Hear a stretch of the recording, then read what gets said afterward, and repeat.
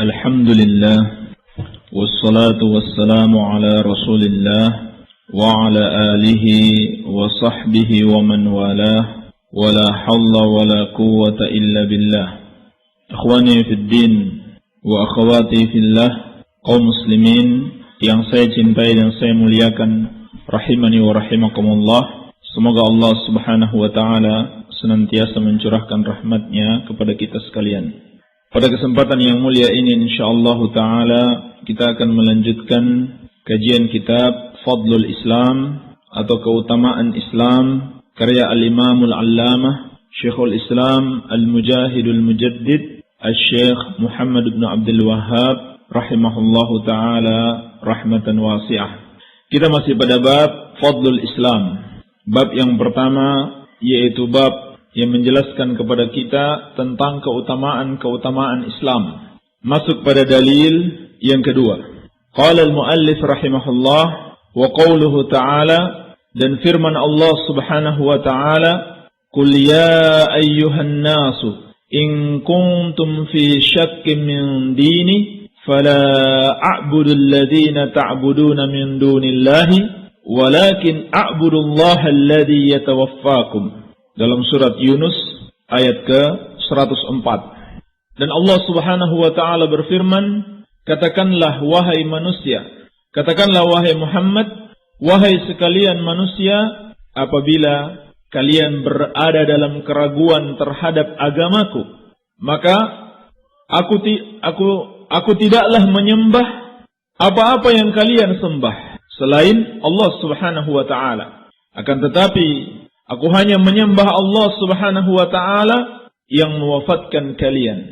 Qul ya ayuhan nasu, katakanlah wahai Muhammad, wahai sekalian manusia, in kuntum fi syakkin min dini, apabila kalian berada dalam keraguan terhadap agamaku, fala a'budu alladhina ta'buduna min dunillah, maka aku tidaklah beribadah kepada apa yang kalian sembah selain Allah, walakin a'budullah alladhi yatawaffakum, akan tetapi aku beribadah kepada Allah Subhanahu wa taala yang mewafatkan kalian. Inilah dalil yang kedua dari bab yang pertama, yaitu bab Fadlul Islam. Sebagai faedah bahwasannya di dalam bab ini Asy-Syaikh rahimahullahu taala menyebutkan 3 ayat atau 3 dalil dari Al-Qur'anul Karim yang menunjukkan keutamaan Islam.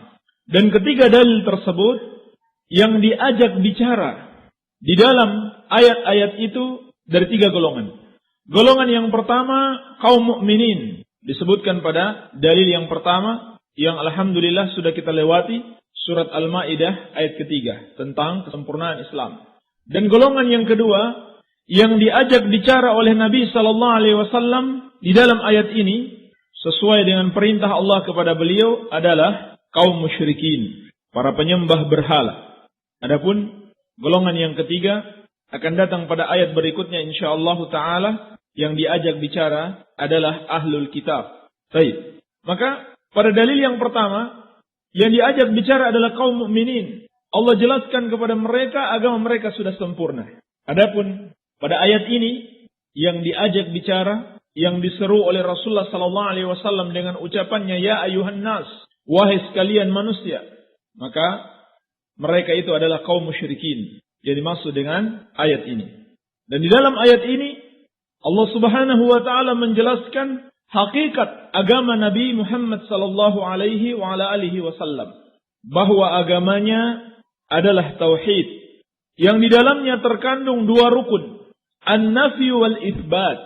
Dan ini persis seperti makna la ilaha illallah, di dalamnya terkandung 2 rukun. Dalam ayat ini Allah katakan, wahai Muhammad, katakan kepada mereka, yaitu kepada kaum musyrikin, ya ayuhan nas, in kuntum fi syakkin min dini, wahai sekalian manusia, apabila kalian ragu dengan agamaku, maka ketahuilah agamaku itu adalah fala a'budu alladhina ta'buduna min dunillah, aku tidak beribadah kepada apa yang kalian sembah selain Allah, walakin a'budullah alladhi yatawaffakum, akan tetapi aku beribadah kepada Allah yang mewafatkan kalian.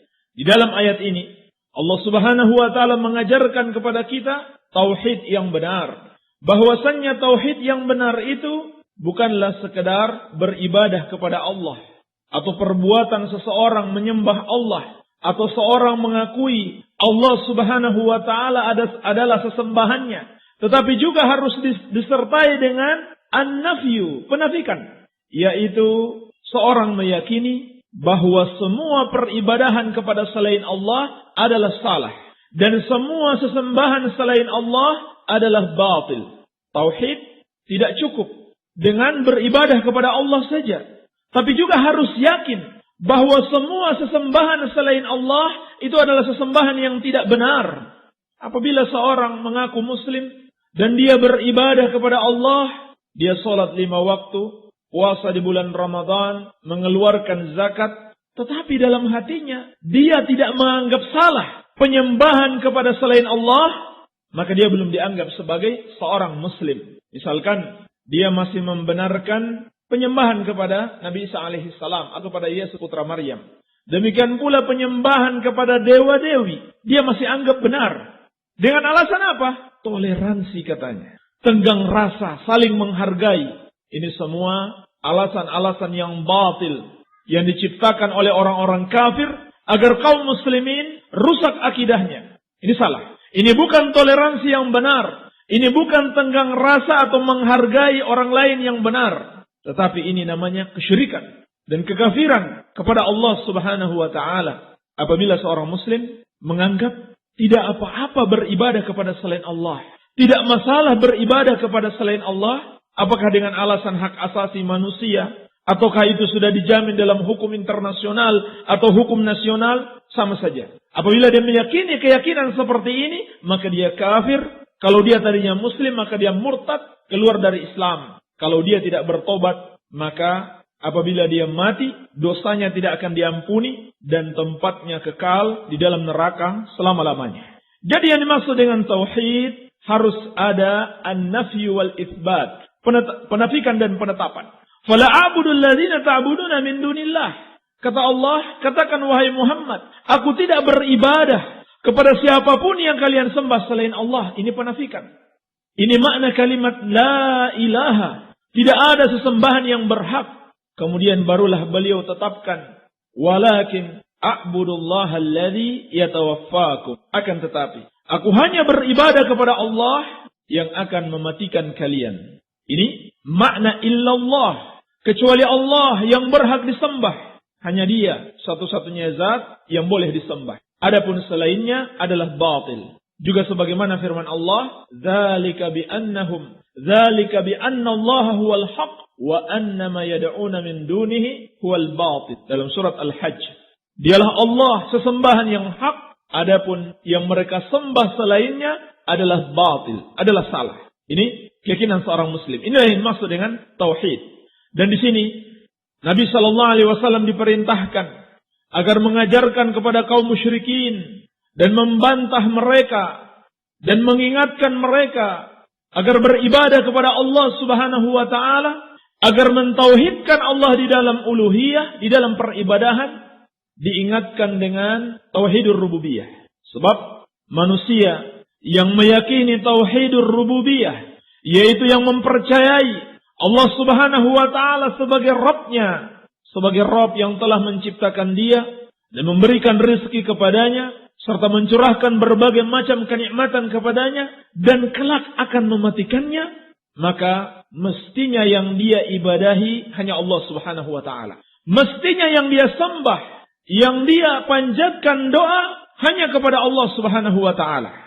Nabi sallallahu alaihi wasallam mengatakan sebagaimana yang Allah perintahkan kepadanya, walakin a'budullaha alladzi yatawaffakum. Akan tetapi aku hanya menyembah Allah Subhanahu wa taala yang mematikan kalian. Maka diingatkan dengan tauhidur rububiyah, dengan sifat-sifat rububiyah Allah Subhanahu wa taala, bahwa kalian pasti akan dimatikan, akan diwafatkan oleh Allah Subhanahu wa taala, dan hanya Dia yang mampu mewafatkan kalian. Kalau begitu, mestinya yang kalian sembah hanyalah Allah Subhanahu wa taala. Sungguh bodoh kalian apabila kalian beribadah kepada zat yang tidak bisa memberikan manfaat sedikit pun kepada kalian. Tidak menciptakan kalian, tidak memberikan rezeki kepada kalian, tidak pula mencurahkan berbagai macam kenikmatan kepada kalian, dan tidak pula mampu mewafatkan kalian. Kenapa kalian tidak beribadah kepada yang telah menciptakan kalian, memberikan rezeki, memberikan kenikmatan, dan kelak akan mematikan kalian, yaitu Allah Subhanahu wa ta'ala. Dan dalam Al-Quran, dalil yang masuk akal ini, yang mengajak manusia untuk menggunakan akalnya, bahwa penyembahan kepada selain Allah itu batil, itu sangat banyak sekali. Di antaranya Allah berfirman, Innal ladzina tad'una min dunillah ibadun amsalukum fad'uuhum falyastajibu lakum in kuntum shadiqin. Dalam surat Al-A'raf ayat ke-124. Kata Allah, sesungguhnya yang kalian sembah selain Allah ibadun amsalukum, hanyalah hamba-hamba Allah seperti kalian juga. Semua yang ada di alam ini adalah hamba Allah.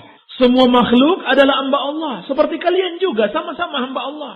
Kenapa kalian menyembah mereka? Sembahlah Rabb mereka. Maka Allah Subhanahu wa ta'ala mengatakan, coba kalian berdoa kepada mereka. Dan silakan mereka menjawab doa kalian, kalau memang mereka mampu. In kuntum shadiqin, jika memang kalian orang-orang yang benar. Dan juga firman Allah Subhanahu wa ta'ala dalam surat Fatir ayat ke-14. Walladzina tad'una min dunih ma yamlikuna min qitmir. Dan mereka yang kalian sembah selain Allah tidak sedikit pun menguasai sesuatu dari alam ini meskipun hanya sebesar kulit ari. Yakni tidak ada kekuasaan mereka sedikit pun, dan mereka tidak bersekutu bersama Allah dalam menguasai alam ini. In tad'uhum la yasma'u du'aakum. Apabila kalian berdoa kepada mereka, maka mereka tidak sedikit pun mendengarkan doa kalian. Maka ini bantahan kepada orang-orang yang berdoa kepada para penghuni kubur. Mereka tidak sedikit pun mendengarkan doa kalian. Walau sami'u mastajabu lakum. Dan andaikan mereka bisa mendengarkan doa yang kalian panjatkan, niscaya mereka tidak akan mampu mengabulkan doa kalian. Wa yaumal qiyamati yakfuruna bisyirkikum. Dan pada hari kiamat mereka akan mengingkari kesyirikan kalian. Jadi Allah Subhanahu wa ta'ala mengajak manusia untuk berfikir dengan akal sehat mereka. Allah berikan akal sehat agar mereka bisa mencerna dengan baik, agar mereka gunakan akal mereka. Di dalam ayat ini Allah katakan bahwa sesembahan selain Allah tidak memiliki kekuasaan apapun. Maka kenapa kalian beribadah kepada mereka? Ini dalil logika yang pertama. Yang kedua, apabila kalian berdoa kepada mereka, mereka tidak mendengarkan doa kalian. Percuma. Kenapa kalian tidak langsung berdoa kepada Allah yang Maha mendengar? Apakah kalian samakan orang-orang yang sudah mati, walaupun mereka itu wali-wali Allah Subhanahu wa ta'ala, sama dengan Allah As-Sami' yang Maha mendengar? Maka ini kesyirikan dari sisi yang lain. Seorang yang berdoa kepada selain Allah seperti kepada para wali yang sudah mati, berarti dia telah beribadah kepada selain Allah. Karena doa itu ibadah. Dan dia anggap yang sudah mati itu Maha mendengarkan doanya, maka ini adalah kesyirikan yang lain. Sebab hanya Allah Subhanahu wa ta'ala As-Sami' yang Maha mendengar. Yang ketiga Allah katakan, andaikan pun mereka mendengarkan doa-doa kalian, niscaya mereka tidak akan sanggup untuk mengabulkannya. Dan yang keempat, justru orang-orang saleh yang kalian seru, yang kalian sembah, yang kalian berdoa kepada mereka, itu akan mengingkari kesyirikan kalian. Mereka tidak setuju. Orang-orang saleh yang sejati, para wali Allah Subhanahu wa ta'ala yang sebenarnya, para nabi dan rasul tidak setuju kalian berdoa kepada mereka. Jangan kalian kira mereka senang, mereka mengingkari kalian. Dan di hari kiamat Allah akan buktikan mereka mengingkari kesyirikan yang kalian lakukan. Juga firman Allah Subhanahu wa ta'ala dalam surat Al-Isra ayat ke-56.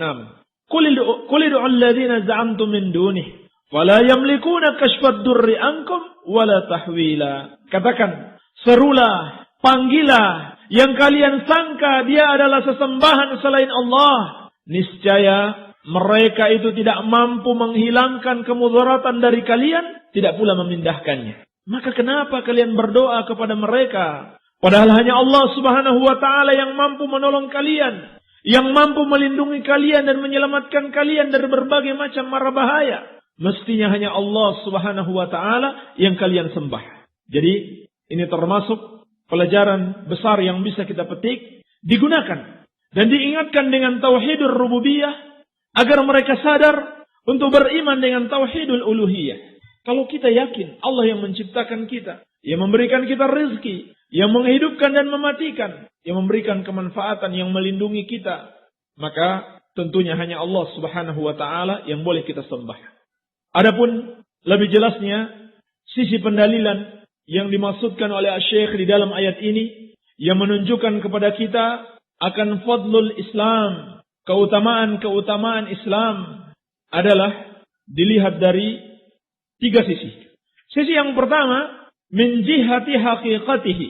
Keutamaan Islam dari sisi hakikatnya, yaitu hakikat ajaran yang benar dan satu-satunya agama yang mengajarkan ajaran yang benar, yaitu penyembahan kepada Allah Subhanahu wa ta'ala yang satu saja dan mengingkari semua sesembahan selain Allah Subhanahu wa ta'ala. Maka ini menunjukkan keutamaan Islam. Hanya Islam satu-satunya agama yang mengajarkan pengagungan yang sebenarnya terhadap Allah Subhanahu wa ta'ala. Adapun kaum musyrikin, wa ma qadarullaha haqqa qadrih. Mereka tidak mengagungkan Allah dengan pengagungan yang sebenarnya. Walaupun tujuan mereka untuk mengagungkan dan memuliakan Allah, tetapi hakikatnya dengan menyekutukan Allah Subhanahu wa ta'ala, mereka telah menginjak-injak hak Allah Subhanahu wa ta'ala. Dan ini adalah hak yang paling besar dan merupakan dakwah seluruh para nabi dan rasul, dan juga merupakan tujuan diciptakan kita di dunia ini. Tidak ada agama lain yang masih mewariskan ajaran seluruh para nabi dan rasul sejak Nabi Adam alaihissalam sampai Nabi Isa alaihissalam, kemudian Nabi Muhammad sallallahu alaihi wasallam. Tidak ada agama yang mengajarkan pengagungan terhadap hak Allah Subhanahu wa ta'ala. Maka ini bantahan kepada orang-orang yang menyamakan antara agama-agama yang ada, yaitu orang-orang jil, jaringan Islam liberal yang banyak bertebaran di IAIN atau di STAIN atau di UIN. Hati-hati, jangan pernah berpikir mau anak kita menjadi ulama lalu disekolahkan di sekolah-sekolah seperti ini, yakni di sekolah tinggi Islam negeri. Justru tempat-tempat seperti ini akan menyesatkan mereka. Karena berkembang di lembaga-lembaga tersebut penyamaan antar agama, diakibatkan adanya program beasiswa untuk mengirim para mahasiswa dan dosen-dosen belajar di negeri-negeri kafir yang mereka sebut dengan Islam atau program Islamic Studies. Lalu yang tadinya mereka meyakini Islam satu-satunya agama yang benar, setelah belajar di sana, pulang ke Indonesia mereka katakan semua agama sama. Maka ayat ini membantah mereka. Agama Rasul bukan agama menyekutukan Allah Subhanahu wa ta'ala, tetapi agama tauhid. Walaupun ada sebagian sisi kesamaan antara agama Islam dengan agama yang lain, seperti kasih sayang kepada sesama, menghormati yang lebih tua, menyayangi yang lebih muda, mungkin ada kesamaan dengan ajaran agama-agama lain. Tetapi dalam masalah penyembahan, Islam berbeda sendiri. Semua agama membolehkan dan mengajarkan penyembahan kepada selain Allah. Hanya Islam satu-satunya agama yang mengajarkan penyembahan itu hanya boleh kepada Allah. Dan semua penyembahan kepada selain Allah adalah salah. Maka ini yang pertama. Hanya Islam satu-satunya agama yang masih terjaga. Sebagaimana dia diturunkan mengajak menyembah Allah, demikian pula hari ini masih menyembah Allah Subhanahu wa ta'ala. Tidak berganti menyembah Muhammad. Sebagaimana Nasrani tadinya menyembah Allah lalu berganti menyembah Isa. Adapun Islam yang dibawa oleh Nabi kita yang mulia Nabi Muhammad sallallahu alaihi wasallam sampai hari ini masih menyembah Allah dan mengajarkan bahwa sesembahan kepada selain Allah itu salah. Penyembahan kepada selain Allah itu batil. Ini yang pertama dari sisi hakikat ajarannya. Yang kedua, fadlul Islam min jihati umumihi. Keutamaan Islam yang terlihat jelas di dalam ayat ini dari sisi keumumannya, yakni ketercakupannya. Tidak peduli apakah dia itu orang Arab atau orang Ajam, apakah dia berkulit putih atau hitam, laki-laki maupun perempuan, sama saja. Islam mencakup seluruh umat manusia. Maka dalam ayat ini diserukan, ya ayyuhan nas, wahai sekalian manusia. Tidak dikatakan ya Bani Israel, wahai Bani Israel. Khusus ajaran itu kepada mereka. Sebagaimana para nabi-nabi sebelumnya, semuanya diutus khusus bagi kaum mereka. Nabi SAW menegaskan, wa kana an-nabiyyu yub'atsu ila qaumihi khassatan wa bu'itsu ila an-nasi 'ammatan. Sebagaimana dalam hadis Al-Bukhari dari sahabat yang mulia Jabir bin Abdullah radhiyallahu taala anhuma, Nabi SAW menegaskan, dan para nabi sebelumnya diutus ila qaumihi khassah, kepada kaumnya secara khusus, tidak kepada yang lainnya. Jadi setiap kaum Allah utus rasul sendiri-sendiri. Akan tetapi Nabi SAW diutus ilan nasi ammah, kepada seluruh manusia tanpa kecuali. Maka seruan dalam ayat ini, ya ayuhan nas, wahai seluruh manusia, mencakup seluruh umat, seluruh kaum yang tinggal di seluruh negeri, yang tinggal di seluruh zaman setelah diutusnya Nabi Muhammad SAW, tanpa ada yang tersisa, tanpa ada yang diperkecualikan. Maka kita harus imani Islam itu cocok bagi setiap umat, bagi setiap masa, dan bagi setiap tempat. Sehingga ini juga merupakan bantahan kepada orang-orang sufiyah yang mereka itu meyakini mereka dapat terbebas dari ajaran Islam apabila sudah mencapai derajat hakikat. Sebab menurut sufiyah atau tarekat tasawuf, agama itu ada syariat dan hakikat. Suatu saat dengan amalan-amalan bid'ah dan kesyirikan mereka yang mereka ciptakan, maka menurut mereka seorang itu akan sampai pada derajat hakikat dan tidak perlu lagi dengan syariat Rasulullah SAW. Sebagaimana Nabi Khidir alaihi salam tidak mengikuti syariat Musa. Maka Nabi SAW menegaskan, memang Nabi Khidir atau Nabi Musa alaihi salam tidak diutus untuk Khidir. Bahkan Khidir adalah seorang nabi tersendiri yang diutus kepada kaum tersendiri. Demikian pula Nabi Musa. Dia khusus diutus kepada kaumnya saja. Sehingga syariat mereka memang berbeda. Wajar kalau mereka mengamalkan syariat sendiri-sendiri. Akan tetapi Islam yang dibawa oleh Nabi SAW tidak memperkecualikan.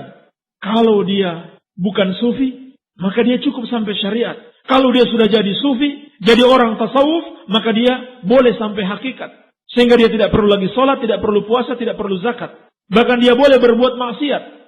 Sehingga mereka katakan, kalau dia berbuat maksiat, maka wajar. Sebab dia sudah sampai derajat hakikat. Ulama seluruhnya sepakat pemikiran seperti ini adalah kekafiran kepada Allah Subhanahu wa Ta'ala. Sebab itu berarti mengingkari pengutusan Rasul kepada umat manusia. Allah mengabarkan kepada kita. Demikian pula Rasul mengabarkan kepada kita bahwa beliau diutus untuk seluruh umat manusia. Tiba-tiba ada sekelompok orang yang menamakan orang-orang sufi, tarekat, tasawuf, mengatakan bahwasannya kita tidak perlu. Atau kalau kita sudah sampai derajat hakikat, maka kita sudah tinggi. Tidak perlu lagi mengamalkan syariat. Sebagaimana Nabi Khidir tingkatannya lebih tinggi dari Musa. Sebab dia wali Allah, Nabi Musa hanya nabi.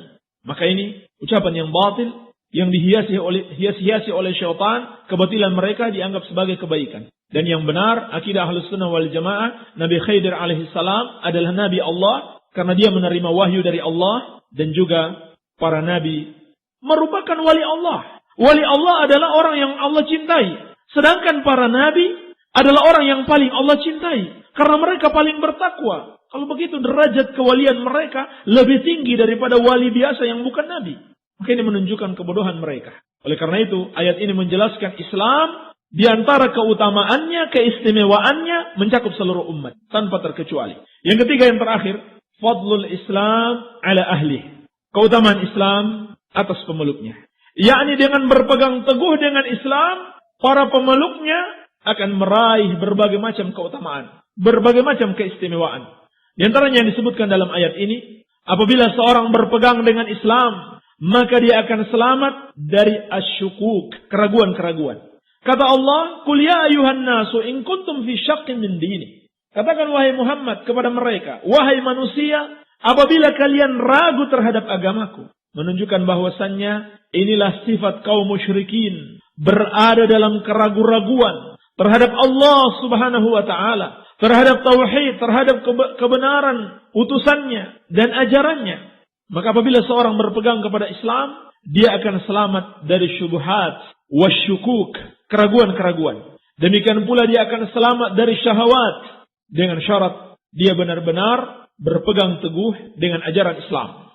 Dan dua penyakit ini adalah yang menjerumuskan manusia ke dalam kesesatan-kesesatan. Yang menjerumuskan manusia ke dalam kemaksiatan adalah syahwat. Dan menjerumuskan mereka ke dalam kebid'ahan adalah syubhat. Maka dengan agama yang benar, dengan ilmu yang benar, dengan tauhid dan sunnah yang diajarkan oleh Rasulullah SAW akan menyelamatkan seseorang dari asyubuhat wasyahawat. Ini keutamaan Islam. Sehingga orang-orang yang jatuh kepada perbuatan maksiat dan kepada kebid'ahan dan kesyirikan dikarenakan karena mereka meninggalkan Islam, atau mereka meninggalkan Islam yang diajarkan dan diamalkan oleh Rasulullah SAW.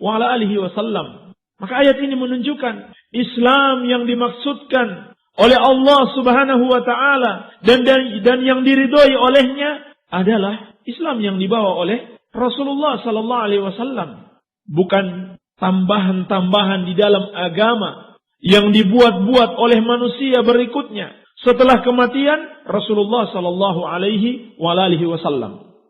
Jadi ayat ini menjelaskan kepada kita apabila seorang berpegang teguh, kuat dan konsisten dengan agama ini sebagaimana dia diturunkan kepada Rasul dan para sahabat dan mereka amalkan dan pahami dengan baik, maka dia akan selamat dari asyukuk, keraguan-keraguan. Demikian pula dari asyubuhat wasyahawat, kerancuan-kerancuan dan syahwat-syahwat. Dari kesimpulannya, ayat ini menjelaskan kepada kita tentang keutamaan Islam. Apabila kita ingin meraihnya, maka kita harus berpegang teguh dengannya. Semoga ada manfaatnya. Wabillahi taufik. Walhamdulillahi rabbil alamin. Ikhwani fiddin, rahimani wa rahimakumullah. Anda bisa mendapatkan kajian-kajian ilmiah lainnya dengan menghubungi Tasjilat An-Nur pada nomor 0852 1404 8900 atau download di www.nasihatonline.com atau di www.nasihatonline.wordpress.com. Bismillahirrahmanirrahim. Assalatu wassalamu ala rasulillah amma ba'd. Assalamualaikum Pak Ustaz. Waalaikumsalam. Bolehkah saya meminta cerai sama suami karena saya tidak bisa menerima fisiknya, juga usia yang terpaut jauh. Waktu mau dinikahkan saya tidak bisa menolak karena keadaan keluarga. Orang tua saya memang sangat menginginkan dia, begitu dianya juga keluarganya. Baik. Pertama kita nasihatkan bahwasannya dalam merajut sebuah hubungan rumah tangga yang terpenting harus dilihat bukanlah fisiknya. Walaupun itu sesuatu yang tidak dilarang, dibolehkan, bahkan terkadang dianjurkan demi untuk melanggengkan sebuah hubungan. Akan tetapi yang paling penting adalah dilihat bagaimana agamanya. Sampai kata Nabi sallallahu alaihi wasallam, "Fadfar bizatid din taribat yadak." Pilihlah seorang yang memiliki agama, yakni memiliki iman dan takwa kepada Allah dan akhlak yang baik, maka engkau akan beruntung. Ini yang pertama. Yang kedua, tidak dilarang atau boleh saja seorang meminta cerai kepada suaminya dengan suatu alasan. Bahkan apabila alasannya alasan agama, karena suaminya pelaku dosa besar seperti meninggalkan sholat, apalagi melakukan syirik, wajib untuk minta cerai. Atau berselingkuh, wajib untuk minta cerai. Kalau dia tidak mau menceraikan, minta kepada hakim, ke pengadilan agama. Adapun dalam permasalahan yang sifatnya duniawi, seperti karena tidak suka dengan fisiknya, atau usianya terlalu tua, sehingga sering loyo, dan sebagainya, maka hal ini juga dibolehkan berdasarkan satu hadis yang diriwayatkan al-Imam Al-Bukhari dari Ibnu Abbas radhiyallahu taala anhuma. Beliau pernah menceritakan, ja'at imra'atu Thabit ibn Qais ibn Shammas ila Nabi sallallahu alaihi wasallam. Pernah datang istri Thabit bin Qais bin Shammas kepada Nabi sallallahu alaihi wasallam, faqalat, lalu dia mengatakan, "Ya Rasulullah, ma ankimu ala Thabitin fi dinin wala khuluqin." Ya Rasulullah, aku tidak meragukan agama dan akhlaknya Thabit, suami saya. Agamanya bagus, akhlaknya bagus. illa anni akhaful kufrah. Kecuali aku takut kekafiran. Faqala Rasulullah sallallahu alaihi wasallam, maka Rasulullah mengatakan kepadanya, "Faturiddina alaihi hadiqatahu?" Apakah kamu mau mengembalikan kebun yang dulu dia berikan sebagai mahar kepadamu? Faqalat na'am. Maka kata dia, iya. Faraddat alaihi wa amarahu fafaraqaha. Maka wanita tersebut mengembalikan maharnya dan Nabi sallallahu alaihi wasallam memerintahkan Qais atau Thabit bin Qais bin Syammas untuk menceraikan istrinya tersebut. Dalam hadis ini kita dapat mengambil pelajaran bahwasannya dari ucapan beliau, yakni istrinya Qais, "Ma ankimu ala Thabitin fi dinin wala khuluqin." Atau istrinya Thabit, aku tidak meragukan atau tidak menuduh jelek terhadap agama dan akhlaknya. Jadi ini merupakan sebab yang paling besar, bahkan bisa jadi diwajibkan wanita itu minta cerai kepada suaminya. Kalau jelek, kalau buruk agama dan akhlaknya, iman dan takwa dan akhlaknya. Lalu dia katakan, hanya saja aku takut kekafiran. Dijelaskan para ulama, seperti juga dalam riwayat-riwayat yang lain, maksudnya dia takut menjadi istri yang tidak taat kepada suaminya. Atau tidak menampakkan kecintaan, kelembutan kepada suaminya. Makin adalah kekufuran, yakni maksudnya pengingkaran terhadap suami. Bukan kekufuran mengeluarkan dari Islam. Kenapa? Karena memang si sahabat yang mulia ini, Thabit bin Qais, adalah orang yang perangainya tidak menarik. Dari sisi, yakni penampilannya. Maka istrinya pun minta cerai dan dibolehkan oleh Rasulullah SAW dengan syarat dia mengembalikan maharnya. Jadi boleh saja seorang istri minta cerai karena sebab-sebab tersebut dengan syarat dia mengembalikan maharnya. Kecuali kalau suaminya merelakan maharnya tidak dikembalikan, maka tidak mengapa. Adapun kalau seorang istri minta cerai tanpa ada sebab yang dibolehkan oleh syariat, maka ini termasuk dosa besar.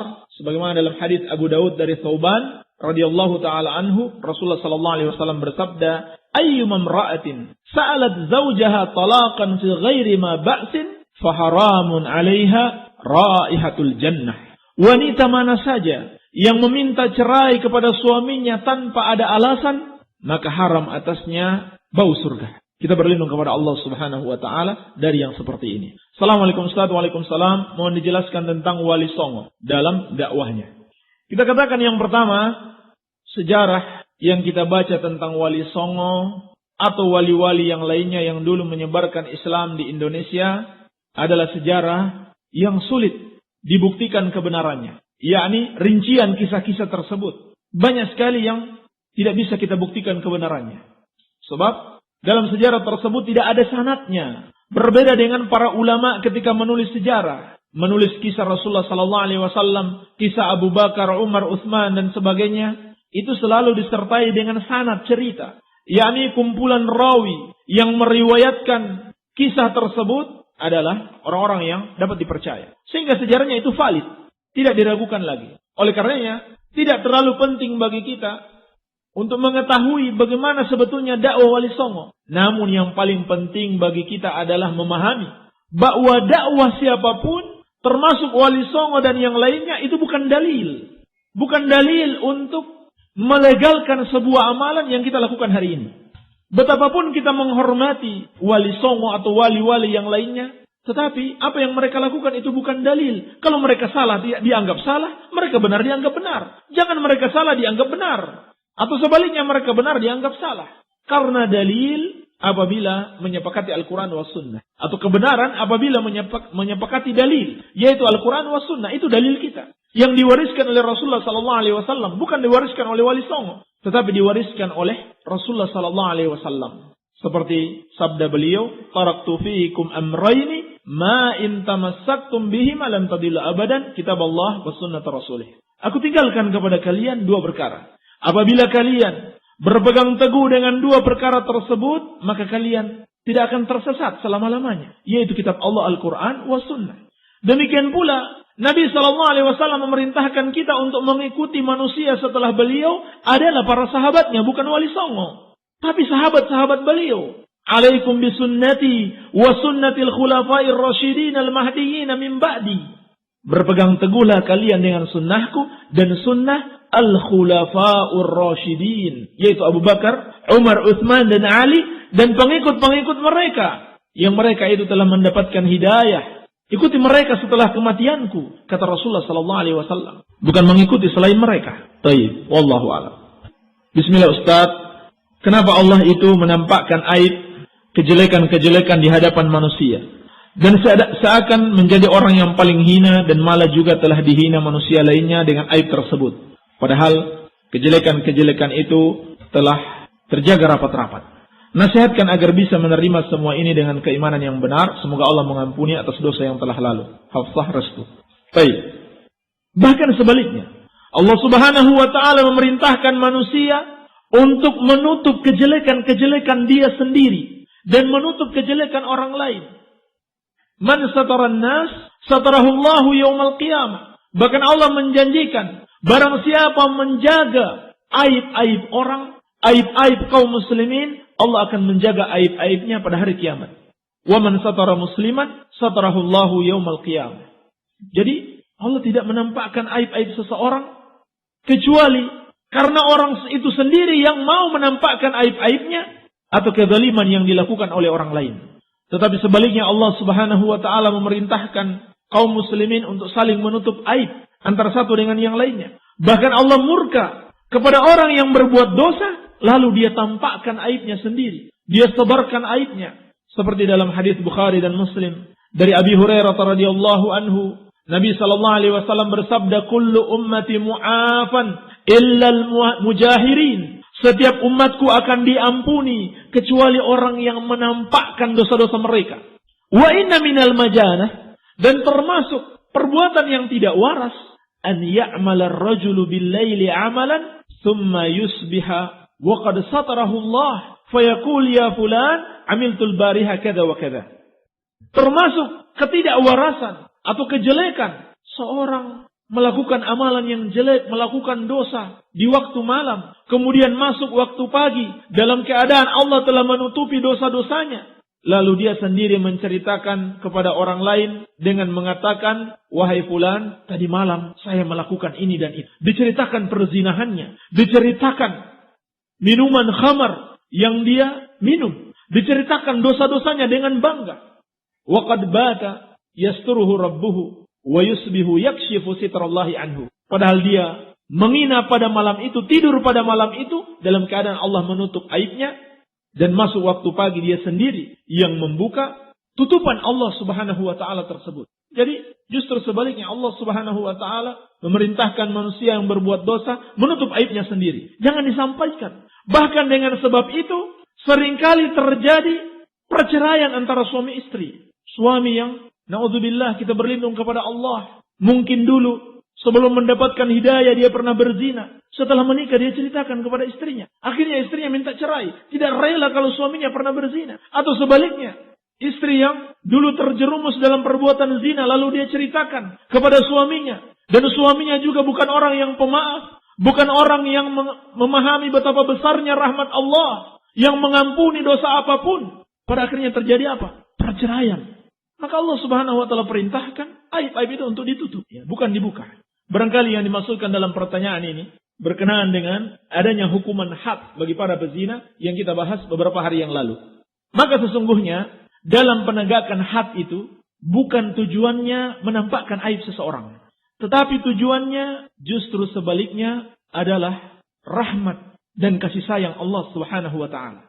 Sebab apabila seorang yang berbuat dosa itu dihukum di dunia, maka itu bisa merupakan sebab atau bisa menjadi sebab diampuni dosa-dosanya, sehingga dia tidak lagi mendapatkan azab yang sangat pedih di akhirat kelak. Lebih baik dihukum di dunia ini walaupun sampai mati daripada menanggung azab di akhirat. Kalau seorang manusia mampu menanggung hukuman di dunia ini walaupun hukuman mati sekalipun, tetapi sungguh di akhirat kelak tidak ada yang sanggup menanggung azab Allah Subhanahu wa taala. Maka lebih baik seperti diceritakan dalam riwayat Muslim tentang seorang wanita yang berzina. Lalu dia sendiri dengan kesadaran dia meminta untuk dirajam. Tidak ada yang melaporkan perbuatan dia kepada Rasulullah SAW. Tapi dia sendiri. Pada akhirnya dia dirajam sampai mati. Lalu percikan darahnya itu terkena kepada sahabat yang mulia Khalid bin Walid radhiyallahu ta'ala anhu. Dan beliau marah sampai beliau mencercanya. Maka Nabi SAW bersabda kepada sahabatnya, mahlan ya Khalid, Fawalladzi nafsi biyadihi laqad tabat taubatan law tabaha sahibu maqsin laghufira lahu. Pelan-pelan wahai Khalid, demi zat yang jiwaku ada di tangannya, sungguh wanita tersebut telah bertaubat dengan suatu taubat apabila diberikan kepada pemungut pajak, niscaya Allah akan mengampuni pemungut pajak tersebut. Dan ini juga faidah yang bisa kita petik, memungut pajak itu dosa besar. Pekerjaan memungut pajak atau dengan istilah lain bea cukai dan sebagainya itu dosa besar. Seperti dosanya wanita yang pernah menikah kemudian berzina dan dia diberi hukuman mati. Maka kembali kepada kisah ini, wanita tersebut taubatnya diterima oleh Allah Subhanahu wa taala, kemudian Nabi sallallahu alaihi wasallam menyolatkan dia dan menguburkannya. Dan juga dengan adanya hukum had itu dapat menjadi pelajaran bagi orang lain, sehingga itu merupakan bentuk rahmat kepada mereka. Agar mereka menjadi pelajaran kalau mereka melakukan perbuatan yang tercela, perbuatan yang tidak terpuji, maka ini akibatnya. Oleh karena itu, adanya penegakan hukum had bukanlah untuk menampakkan aib-aib orang. Adapun bagi yang melakukan maksiat, kemudian orang lain menyebarkan aibnya, maka ini musibah yang menimpa dirinya. Dan di balik itu harus diyakini juga ada rahmat Allah. Agar kita sadar. Kita diingatkan oleh Allah Subhanahu wa ta'ala dengan satu musibah. Di balik musibah itu ada hikmah. Maka hendaklah kita bersabar menerimanya dan menjadikan itu sebagai sebuah pelajaran. Dan sesungguhnya musibah yang menimpa manusia, yang menimpa seorang muslim, akan mengangkat derajatnya kalau dia sabar. Dan Allah akan berikan pahala tanpa batas. Dan juga Allah akan ampuni dosa-dosanya. Baik, wallahu a'lam. Assalamualaikum warahmatullahi wabarakatuh. Mau tanya apakah ada khasiat khusus tentang amalan bacaan Asmaul Husna yang dibaca dengan dihitung sekian bilangan-bilangan, apakah bid'ah? Apabila tidak ada dalil yang menjelaskan tentang itu, maka bid'ah. Jadi kaidahnya, sebelum beramal pastikan dulu yang kita amalkan adalah sesuatu yang dicontohkan oleh Rasulullah SAW. Kalau tidak, jangan diamalkan. Dan sepanjang yang kita ketahui, menyebutkan lafaz-lafaz al-asma'ul husna, nama-nama Allah yang maha indah secara mufrad, yakni nama itu sendiri tanpa disertai dengan pujian atau sanjungan, itu tidak berdasarkan dalil. Seperti orang berzikir dengan mengucapkan Allah, Allah, Allah, atau Ar-Rahman, Ar-Rahman, Ar-Rahman, Ar-Rahim, Ar-Rahim, Ar-Rahim. Saya tidak tahu dalilnya. Tidak ada contohnya dari Rasulullah SAW, maka ini termasuk bid'ah. Adapun yang disunahkan, kita ucapkan Alhamdulillah, Subhanallah, Allahu Akbar, La ilaha illallah, dan seterusnya. Adapun menyebutkan nama itu satu persatu secara khusus, tidak disertai pujian padanya, maka hal itu sepanjang yang kita ketahui tidak ada contohnya dari Ar-Rasul alaihi salatu wassalam. Assalamualaikum warahmatullahi wabarakatuh. Waalaikumsalam. Ibu saya pedagang pakaian keliling yang dikreditkan tapi tidak menentukan setorannya dikasihnya. Bagaimana hukumnya? Kita nasihatkan sebaiknya ditentukan agar ada kejelasan. Sebab di antara prinsip di dalam jual beli harus ada kejelasan, tidak boleh ada padanya al-gharar, ya, spekulatif atau al-jahalah, ketidakjelasan. Baik, wallahu a'lam. Jadi harus jelas berapa yang akan disetorkan. Berbeda kalau nanti misalkan dia tidak mampu menyetor sesuai dengan kesepakatan, maka berikan tangguh, berikan waktu, atau berikan pemaafan, maka itu lain. Tapi hendaklah ditentukan jumlah yang harus disetornya berapa. Wallahu a'lam. Assalamualaikum warahmatullahi wabarakatuh. Tolong dijelaskan masalah tentang kematian. Misal kita ditinggalkan mati salah seorang keluarga kita, apa yang mesti kita lakukan kalau mayat sudah diurus sesuai syariat? Soalnya di kampung saya biasa diadakan tahlilan. Kalau sudah diurus sesuai syariat, setelah dikuburkan, maka tidak ada yang tersisa lagi bagi keluarganya selain mendoakan.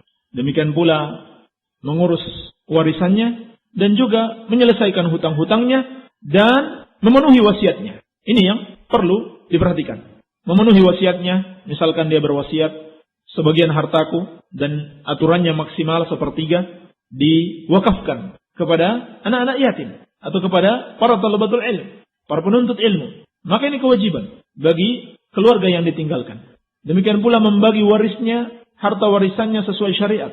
Demikian pula membayarkan hutang-hutangnya. Dan ini yang diutamakan, membayar hutang-hutangnya, lalu kemudian wasiatnya berupa wakaf, baru kemudian sisanya dibagi sebagai harta warisan.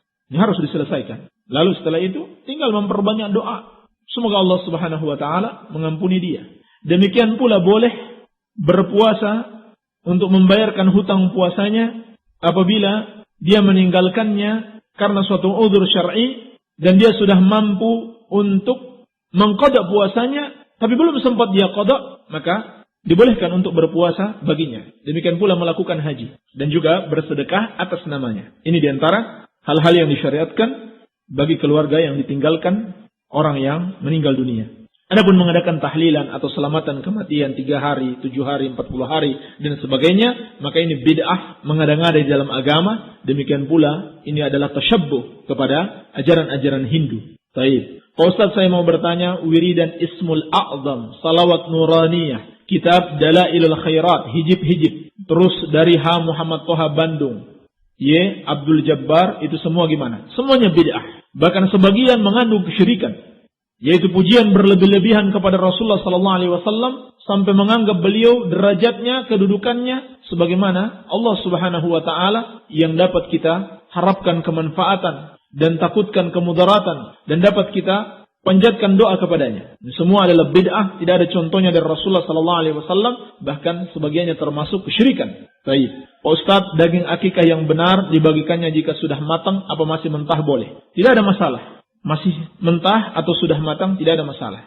Anak saya belum diakikahi. Apa boleh akikahnya nanti kalau sunat? Warso dilumbir. Akikah itu disunahkan pada hari yang ke-7. Apabila seorang mampu, maka tidak boleh dia tunda-tunda. Kecuali kalau dia tidak mampu, maka pada hari mana saja, tidak harus ketika dia sunat atau khitan. Jadi yang seharusnya adalah pada hari yang ke-7 kelahirannya. Wallahu a'lam. Assalamualaikum Ustaz. Waalaikumsalam. Bagaimana dalam mengerjakan sujud sahwi yang setelah salam? Apakah kemudian salam lagi? Salam lagi. Jadi kalau seorang mengerjakan sujud sahwi setelah salam, maka dia salam lagi. Jadi salamnya jadinya 2 kali. Dan bagaimana jika makmum lupa baca Al-Fatihah pada rakaat pertama? Apabila dia lupa membaca Al-Fatihah, anggap rakaatnya itu tidak ada. Anggap rakaatnya itu tidak ada. Kalau lupa mengerjakan rukun salat, tidak cukup hanya dengan sujud sahwi. Anggap rakaat itu tidak ada dan tambahkan lagi 1 rakaat. Jadi misalkan seorang sholat maghrib. Sholat maghrib 3 rakaat. Tetapi pada rakaat yang pertama, dia lupa membaca surat Al-Fatihah. Maka dia anggap rakaat itu tidak ada dan dia tambahkan 1. Jadi zahirnya rakaatnya jadi 4. Tapi yang sah hanya 3. Jadi seperti itu. Baru setelah itu, setelah salam, dia tambahkan lagi dengan sujud sahwi. Adapun menambah sujud sahwi saja tanpa mengganti rakaatnya, maka itu tidak sah. Itu tidak sah. Sebab meninggalkan rukun solat tidak sah. Nabi SAW bersabda, la salata liman lam yaqra' bi fatihatil kitab. Tidak sah solatnya seseorang yang tidak membaca surat Al-Fatihah. Assalamualaikum warahmatullahi wabarakatuh. Jika sedang mengerjakan solat sunnah rawatib, apakah dapat dibatalkan karena mengurus anak yang mendadak bermasalah? Jazakumullah khair wa jazakumullah khair. Tidak masalah insyaallah ta'ala. Kalau memang hal itu sangat darurat, apalagi akan membahayakan si anak kalau dibiarkan, maka tidak masalah insyaallah ta'ala. Apakah dalam satu solat sunnah bisa 2 niat?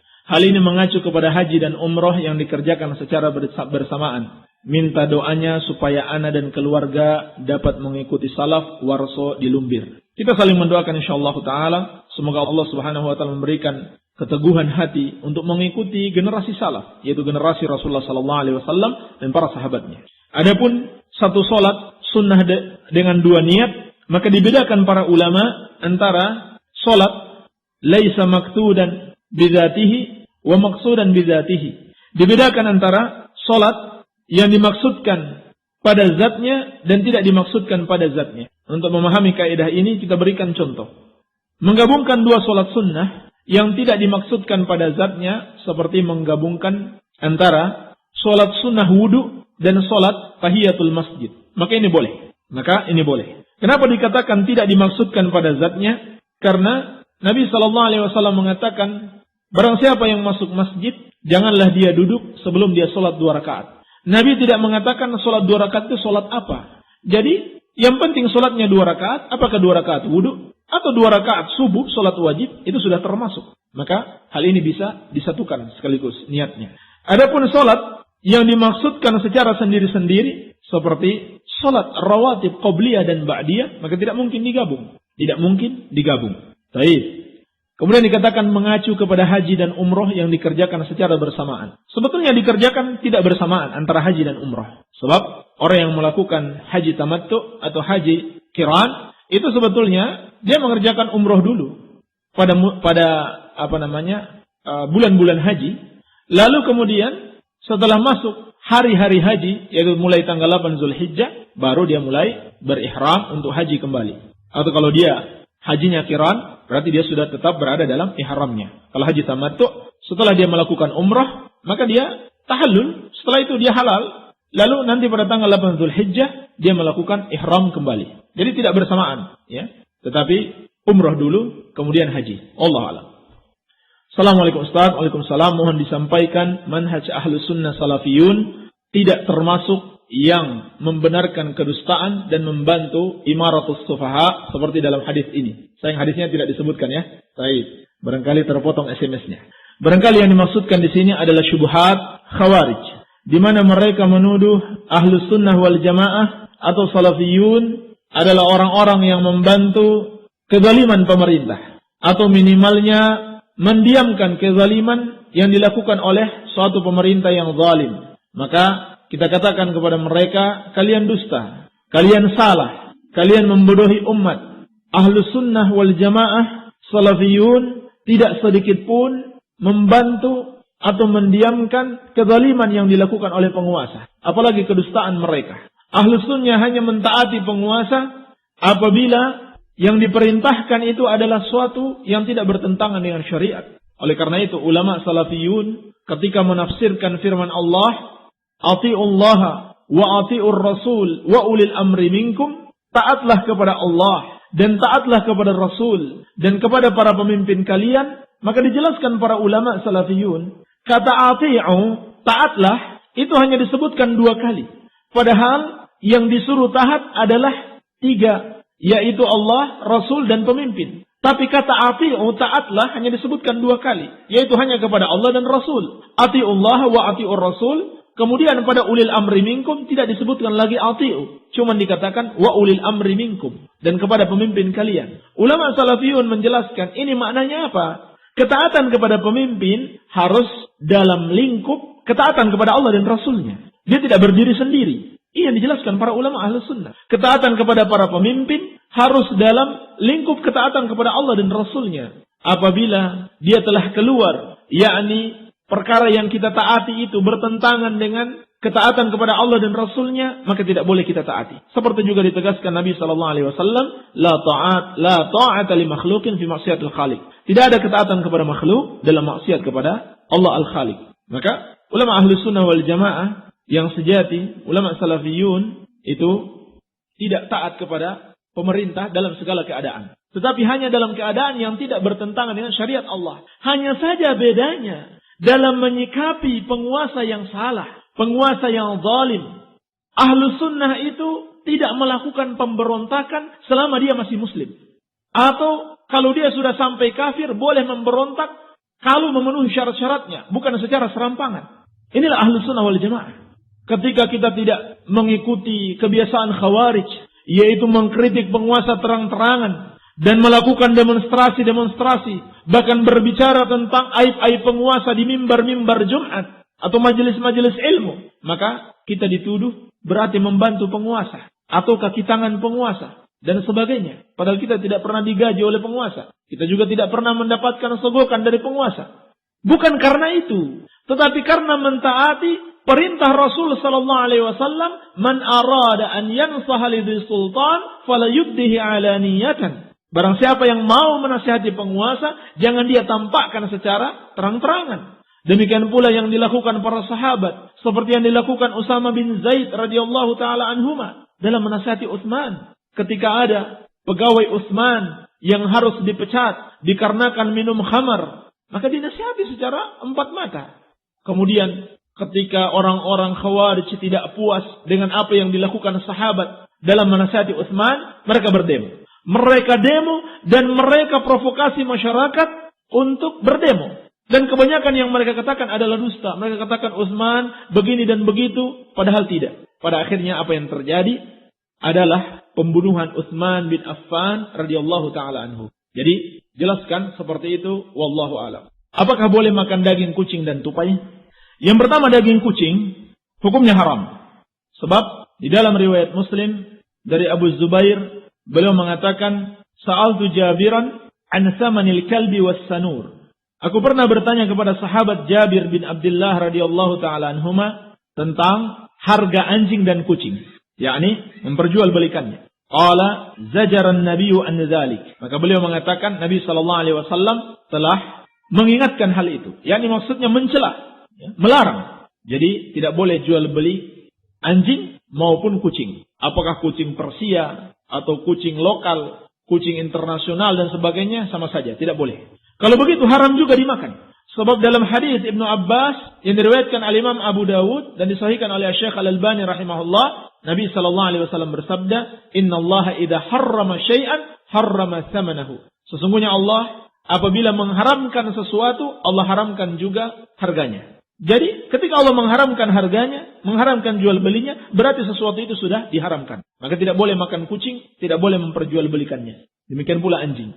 Adapun tupai, jumhur ulama berpendapat hukumnya halal. Sebab tidak ada dalil yang mengharamkannya. Sedangkan hukum asalnya dalam makanan-makanan itu adalah halal sampai ada dalil yang mengharamkannya. Dan ini pendapat Al-Imam Syafi'i, dikuatkan Al-Imam Nawawi dalam Al-Majmu' dan Ibnu Qudamah dalam Al-Mughni. Jadi yang benar, tupai itu insyaallah ta'ala hukumnya halal. Apa dalil bahwa sunnah membaca bismillah ketika akan membaca Al-Quran dan juga ketika dalam sholat sebelum membaca surat-surat? Dalilnya adalah ijma' sahabat. Ketika mereka menyusun atau menuliskan Al-Quran, mereka mulai dengan ucapan Bismillahirrahmanirrahim. Oleh karena itu pendapat yang benar, Bismillahirrahmanirrahim yang ada di awal surat itu bukan bagian daripada surat itu sendiri, termasuk dalam surat Al-Fatihah, tetapi dia hanya pembuka. Ini ijma' sahabat. Dan ijma' merupakan dalil. Kecuali pada surat At-Taubah. Oleh karena itu yang benar, membaca Al-Quran dengan Bismillahirrahmanirrahim hanya kalau kita mulai dari awal surat. Kalau kita mulai dari pertengahan, maka cukup dengan ta'awudz. Ini yang diwajibkan. Ta'awudz itu diwajibkan dari awal surat maupun dari pertengahan. Karena Allah Subhanahu wa taala berfirman, "Fa idza qara'tal Qur'an fasta'iz billah minasyaitonir rajim." Maka apabila kamu mau membaca Al-Qur'an, mintalah perlindungan kepada Allah dari syaitan yang terkutuk. Baik, wallahu alam. Barangkali ini saja yang bisa kita jawab. Semoga ada manfaatnya. Lebih dan kurangnya saya mohon maaf. Yang benar itu dari Allah Subhanahu wa taala dan yang salah dari kebodohan kami dan dari syaitan. Subhanakallahumma wa bihamdika asyhadu an la ilaha illa anta astaghfiruka wa atubu ilaik. Wa sallallahu ala nabiyyina Muhammadin wa alihi wasallam wa akhiru da'wana anil hamdulillahi rabbil alamin.